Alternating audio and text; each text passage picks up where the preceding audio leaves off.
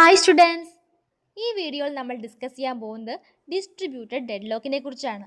അപ്പോൾ നമ്മൾ കഴിഞ്ഞ വീഡിയോയിലൊക്കെ ഈ സിംഗിൾ സെർവർ ട്രാൻസാക്ഷൻസ് ഒക്കെ നടക്കാൻ നേരത്ത് അവിടെ ഡെഡ്ലോക്ക് എങ്ങനെയാണ് വരുന്നത്, അപ്പോൾ അവിടെ എന്തൊക്കെയാണ് ചെയ്യുന്നത് എന്നൊക്കെ ഡിസ്കസ് ചെയ്തായിരുന്നു അല്ലേ. അപ്പം അവിടെ നമ്മൾ ഡെഡ്ലോക്കുകളെ പ്രിവെൻറ്റ് ചെയ്യാനും ഡിറ്റക്ട് ചെയ്യാനും റിസോൾവ് ചെയ്യാനുള്ള ടെക്നിക്കുകളൊക്കെ നോക്കിയായിരുന്നു.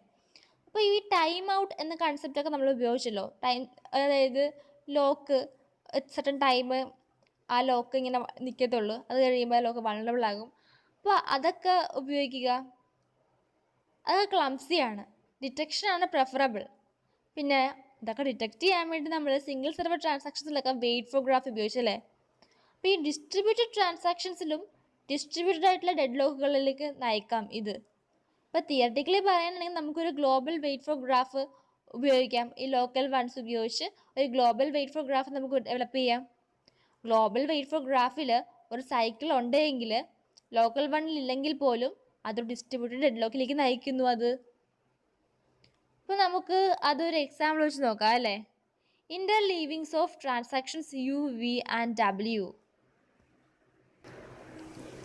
അപ്പോൾ ഈ ഫിഗറിൻ്റെ അകത്ത് എ എന്നും ബി എന്നും പറഞ്ഞ രണ്ട് ഒബ്ജക്റ്റുകൾ, ഇവയെ മാനേജ് ചെയ്യുന്ന എക്സ് എന്നും വൈ എന്നും പറഞ്ഞ സെർവേഴ്സ്, സി എന്നും ഡി എന്നും പറഞ്ഞ രണ്ട് ഒബ്ജക്റ്റ്, ഇതിനെ മാനേജ് ചെയ്യുന്ന ഇസഡ് എന്ന് പറയുന്ന സെർവർ, യു വി ഡബ്ല്യു എന്നിങ്ങനെ ട്രാൻസാക്ഷൻസ് ഇൻ്റർലീവിംഗ് ആയിട്ട് വർക്ക് ചെയ്യുന്നു.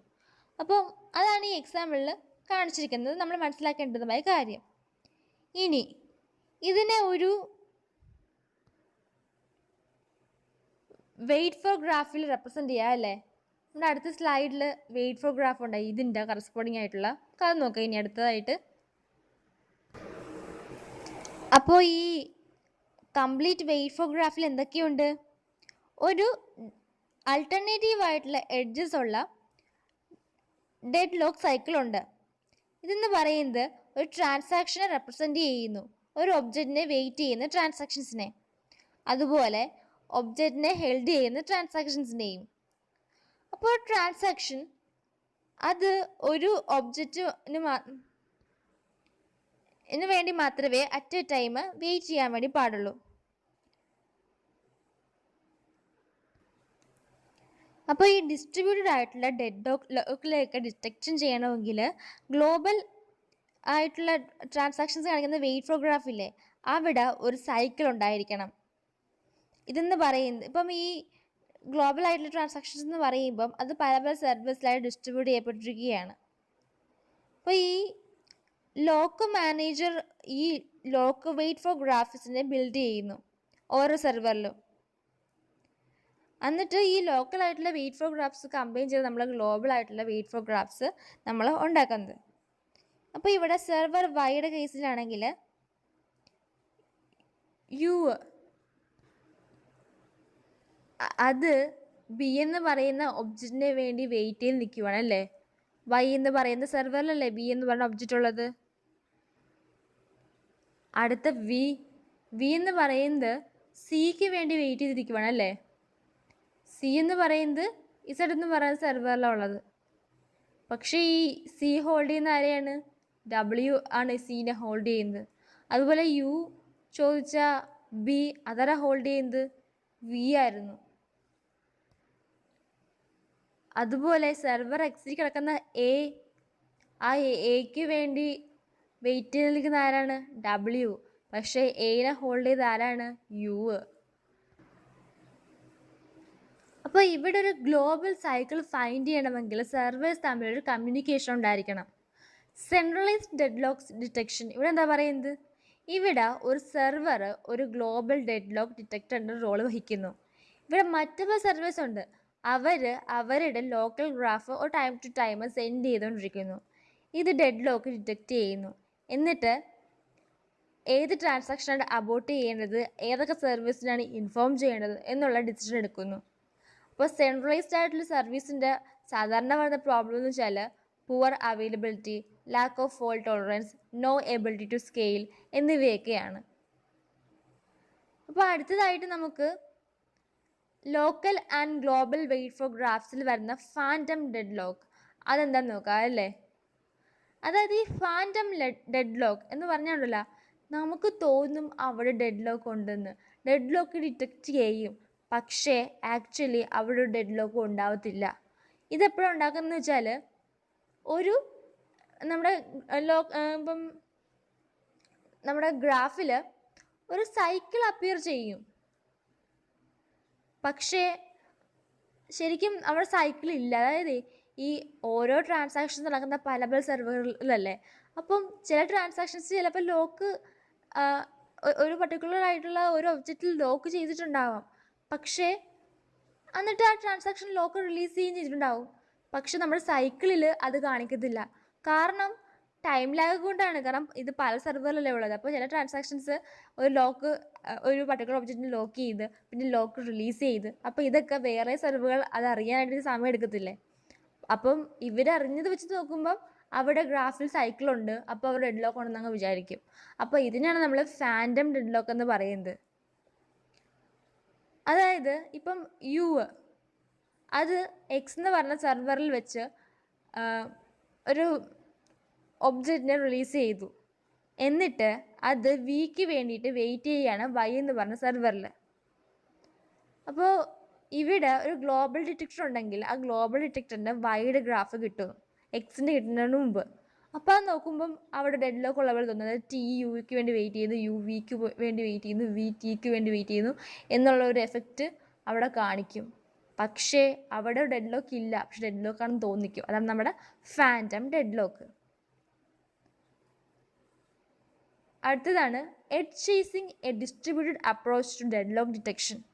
ഇവിടെ എന്താണ്, ഇവിടെ ഒരു ഗ്ലോബൽ ആയിട്ടുള്ള ഗ്രാഫുകളൊന്നും കൺസ്ട്രക്ട് ചെയ്യുകയില്ല, പക്ഷേ ഓരോ സെർവറിനും ആ ഗ്രാഫിൻ്റെ ചില എഡ്ജസുകളെ പറ്റിയൊക്കെ അറിയാം. അപ്പോൾ ഇവിടെ സെർവേഴ്സ് സൈക്കിൾസിനെ ഫൈൻഡ് ചെയ്യുന്നത് പ്രോബ്സ് സെൻഡ് ചെയ്യുന്നതിലൂടെയാണ്. അപ്പോൾ ഈ പ്രോബ്സ് ഒരു ഗ്രാഫിൻ്റെ ഓരോ എഡ്ജസിനെയും ഇങ്ങനെ ഫോളോ ചെയ്ത് പോകുന്നു. ഡിസ്ട്രിബ്യൂട്ടഡ് സിസ്റ്റത്തിലുള്ള ഓരോ ഗ്രാഫിൻ്റെ എഡ്ജസിനെ ഫോളോ ചെയ്ത് ഈ പ്രോബ്സ് പോകുന്നു. അതായത് ഇനി അടുത്തത്, എപ്പോഴാണ് ഈ സെർവർ ഒരു പ്രോബിന് സെൻഡ് ചെയ്യേണ്ടത്? അതായത് ഡിസ്ട്രിബ്യൂട്ടഡ് സിസ്റ്റം, അവിടെ ഒരുപാട് ട്രാൻസാക്ഷൻസ് ഉണ്ടല്ലേ. അപ്പം നമ്മളിവിടെ അതിനെ ബേസ് ചെയ്തിട്ട് കുറച്ച് എഡ്ജസ് ആഡ് ചെയ്തുകൊണ്ടിരിക്കുക കേട്ടോ. അതായത് നമ്മൾ നോക്കുമ്പോൾ യു എന്ന് പറയുന്ന ട്രാൻസാക്ഷൻ ഉണ്ട്. ആ ട്രാൻസാക്ഷൻ വി എന്ന് പറഞ്ഞ ട്രാൻസാക്ഷനെ കമ്മിറ്റ് ആകാൻ അല്ലെങ്കിൽ അബോർട്ട് ചെയ്യാൻ വേണ്ടി വെയിറ്റ് ചെയ്തിരിക്കുകയാണ് വൈ എന്ന് പറഞ്ഞ സെർവറിൽ. അതുപോലെ വി എന്ന് പറയുന്ന ട്രാൻസാക്ഷൻ ഡബ്ല്യു എന്ന് പറയുന്ന ട്രാൻസാക്ഷൻ കമ്മിറ്റ് അല്ലെങ്കിൽ അബോർട്ട് ചെയ്യുന്നതിന് വെയിറ്റ് ചെയ്തുകൊണ്ടിരിക്കുകയാണ് ഇസഡ് എന്ന് പറഞ്ഞ സെർവറിൽ. അടുത്തത് ഡബ്ല്യു എന്ന് പറഞ്ഞ ട്രാൻസാക്ഷൻ യു എന്ന് പറയുന്ന ട്രാൻസാക്ഷൻ കമ്മിറ്റ് ചെയ്യുകയോ അല്ലെങ്കിൽ അബോർട്ട് ചെയ്യാൻ വേണ്ടി ഇരിക്കുകയാണ് എക്സ് എന്ന് പറയുന്ന സെർവറിൽ. അപ്പോൾ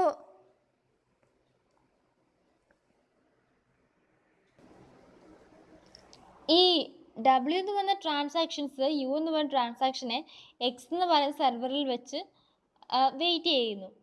അപ്പോൾ ഇവിടെ യു വെയിറ്റ് ചെയ്യുവാണെങ്കിൽ നമ്മൾ പിന്നെയും എഡ്ജസിനെ ആഡ് ചെയ്ത് പോകും. പക്ഷേ ഇപ്പോൾ ഒരു കേസിൽ വി എന്ന് പറയുന്ന ട്രാൻസാക്ഷൻ ഡബ്ല്യു എന്ന് പറയുന്ന ട്രാൻസാക്ഷൻസിനെ വെയിറ്റ് ചെയ്യുവാണ് ഇസഡ് എന്ന് പറഞ്ഞ സെർവറിൽ വെച്ച്. ഡബ്ല്യു വെയിറ്റ് ചെയ്യുന്നതെങ്കിൽ പിന്നെ അവിടെ വെച്ച് എഡ്ജിലൊന്നും ആഡ് ചെയ്യേണ്ട ആവശ്യമില്ല. അപ്പോൾ എപ്പോഴാണ് നമ്മളൊരു പ്രോബ് അല്ലെങ്കിൽ പ്രോബ് എന്ന് പറയുമ്പോൾ എന്താണ്, പ്രോബ് എന്ന് പറയുന്ന ഒരു ഫോർവേഡിങ് മെസ്സേജ് ആണെന്ന് പറയാം. സൈക്കിൾസിന് സെർവേഴ്സിൽ ഫൈൻഡ് ചെയ്യാൻ വേണ്ടി സെർവേഴ്സ് അയക്കുന്ന ഫോർവേഡിങ് മെസ്സേജ് എന്ന് പ്രോബ് എന്ന് പറയാം. അപ്പോൾ ഈ പ്രോബിനെ എപ്പോഴാണ് സെൻഡ് ചെയ്യുന്നത്? അതായത് T1 എന്ന് പറഞ്ഞ ട്രാൻസാക്ഷനിൽ നിന്നും T1 എന്ന് പറഞ്ഞ ട്രാൻസാക്ഷൻ T2 എന്ന് പറഞ്ഞ ട്രാൻസാക്ഷൻസിന് വേണ്ടി വെയിറ്റ് ചെയ്യുന്നു, T2 മറ്റെന്തെങ്കിലും ട്രാൻസാക്ഷന് വേണ്ടി വെയിറ്റ് ചെയ്യുന്നു. അങ്ങനെ വെയിറ്റ് ചെയ്ത് പോകുമ്പോഴാണ് ആ എഡ്ജിൽ ആയിട്ട് അല്ലെങ്കിൽ അങ്ങോട്ട് ഒരു പ്രോബ് നമ്മൾ സെൻഡ് ചെയ്യുന്നത്. അപ്പം ഈ ഒരു കോർഡിനേറ്റർ ഉണ്ടല്ലോ, ആ കോർഡിനേറ്റർ റെക്കോർഡ് ചെയ്യുന്നു ഈ ട്രാൻസാക്ഷൻസ് ഒക്കെ ആക്റ്റീവ് ആണോ വെയിറ്റിംഗ് ആണോ എന്നൊക്കെ ഉള്ളത്. അപ്പോൾ ഈ ലോക്കലായിട്ടുള്ള ലോക്ക് മാനേജർ അത് പറയുന്നു, ഈ കോർഡിനേറ്റർ എന്നോട് പറയുന്നു എന്താണ് ട്രാൻസാക്ഷൻസ് സ്റ്റോപ്പ് ചെയ്യണോ അതോ സ്റ്റാർട്ട് ചെയ്യണോ, വെയിറ്റിംഗ് സ്റ്റോപ്പ് ചെയ്യണോ സ്റ്റാർട്ട് ചെയ്യണോ എന്നൊക്കെ ഉള്ളത്. അപ്പോൾ ഒരു ട്രാൻസാക്ഷൻ അബോർട്ട് ചെയ്യുമ്പോൾ എന്ത് പറ്റും, ഡെഡ് ലോക്ക് ബ്രേക്ക് ആകുന്നു. ഇപ്പോൾ കോർഡിനേറ്റർ പാർട്ടിസിപ്പൻസിനോട് പറയുന്നു ലോക്സ് റിമൂവ് ആയിട്ടുണ്ട്, വെയിറ്റ് ഫോർ ഗ്രാഫിൽ നിന്നും എഡ്ജസുകൾ റിമൂവ് ചെയ്തോളൂ എന്ന് നമ്മുടെ കോർഡിനേറ്റർ പറയുന്നു. അപ്പോൾ ഇതാണ് എഡ്ജ് ചേസിങ്ങിൽ പറയുന്നത്. അപ്പോൾ ഒന്നുകൂടെ നമുക്ക് ഒന്ന് ബ്രീഫായിട്ട് വേഗത്തിൽ പറയാം. അതായത് ഡിസ്ട്രിബ്യൂട്ടഡ് ആയിട്ടുള്ള അപ്രോച്ചിൽ ഡെഡ് ലോക്ക് ഡിറ്റക്ഷൻ ചെയ്യാൻ വേണ്ടി ഉപയോഗിക്കുന്ന ടെക്നിക്കാണ് എഡ്ജ് ചേസിങ് അല്ലെങ്കിൽ പാത്ത് പുഷിംഗ് എന്ന് പറയുന്നത്. ഈ അപ്രോച്ചിൽ ഒരു ഗ്ലോബൽ ആയിട്ടുള്ള വെയിറ്റ് ഫോർ ഗ്രാഫല്ല ഉപയോഗിക്കുന്നത്. പകരം ഓരോ സെർവേഴ്സിനും എഡ്ജസിനെ പറ്റിയിട്ട് ഒരു പ്രത്യേക നോളജ് ഉണ്ടായിരിക്കും. ഇവിടെ സെർവേഴ്സിന് സൈക്കിൾസിനെ ഫൈൻഡ് ചെയ്യാൻ വേണ്ടിയിട്ട് പ്രോബ്സ് ഉപയോഗിക്കുന്നു. പ്രോബ്സ് എന്ന് പറയുന്നത് ഫോർവേഡിങ് മെസ്സേജുകളാണ്. ഇത് ഓരോ ഗ്രാഫിലെയും എഡ്ജസുകൾ ഫോളോ ചെയ്യുന്നു ഡിസ്ട്രിബ്യൂട്ട് സിസ്റ്റം കംപ്ലീറ്റ് ആയിട്ട്. അപ്പം ഈ പ്രോബ് മെസ്സേജിൻ്റെ അകത്ത് ട്രാൻസാക്ഷൻ വെയിറ്റ് ഫോർ റിലേഷൻഷിപ്സ് ഉണ്ടായിരിക്കും. ഇതെന്ന് പറയുന്നത് ഒരു ഗ്ലോബൽ വെയിറ്റ് ഫോർ ഗ്രാഫിൻ്റെ പാത്തിനെ റെപ്രസെൻറ്റ് ചെയ്യുന്നു. അപ്പം ഇവിടെ ഒരു സെർവർ, ആ സെർവർ ഫസ്റ്റ് ഒരു എഡ്ജ് ആഡ് ചെയ്തു, W വെയിറ്റിംഗ് ഫോർ U എന്ന എഡ്ജ്, ഒരു ലോക്കൽ വെയിറ്റ് ഫോർ ഗ്രാഫിലുള്ള എഡ്ജാണ് ഇതെന്ന് പറയുന്നത്. അപ്പോൾ ഈ ടൈം ഓഫ് ട്രാൻസാക്ഷനിൽ U എന്ന് പറയുന്നത് B എന്ന് പറഞ്ഞ ഒബ്ജക്റ്റിനെ ആക്സസ് ചെയ്യാൻ വേണ്ടി വെയിറ്റ് ചെയ്തുകൊണ്ടിരിക്കുകയാണ്. അതെന്ന് പറയുന്നത് V എന്ന് പറയുന്ന ട്രാൻസാക്ഷൻ ഹോൾഡ് ചെയ്യുകയാണ് Y എന്ന് പറഞ്ഞ സെർവറിൽ വെച്ച്. അപ്പോൾ ഇതെന്ന് പറയുന്ന ഈ എഡ്ജും ഈ സൈക്കിളിൻ്റെ പാർട്ടാണല്ലോ. അപ്പോൾ V എന്ന് പറയുന്ന ട്രാൻസാക്ഷൻ T1 ഫോളോ ചെയ്യുന്നു,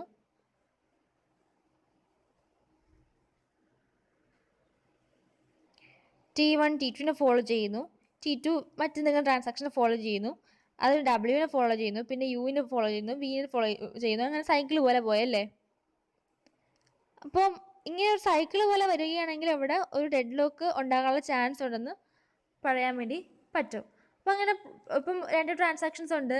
ആ ട്രാൻസാക്ഷൻസ് അപ്പോൾ ഇപ്പോൾ നേരത്തെ ഇത് പറഞ്ഞ പോലെ തന്നെ T1 T2 എന്ന് പറഞ്ഞ 2 ട്രാൻസാക്ഷൻ ഉണ്ടെങ്കിൽ T1 T2 വേണ്ടി വെയിറ്റ് ചെയ്യുന്നു, T2 മറ്റെന്തെങ്കിലും വേണ്ടി വെയിറ്റ് ചെയ്യുന്നു. അപ്പോൾ പ്രോബ് സെൻഡ് ചെയ്ത് സൈക്കിൾ ഉണ്ടാക്കി ഡിറ്റക്റ്റ് ചെയ്യുകയും ചെയ്യുന്നു. അപ്പം ഓരോ ട്രാൻസാക്ഷൻസും ആക്റ്റീവ് ആണോ വെയിറ്റിംഗ് ആണോ എന്നൊക്കെ ഓരോ കോർഡിനേറ്ററും റെക്കോർഡ് ചെയ്യുന്നുണ്ട്.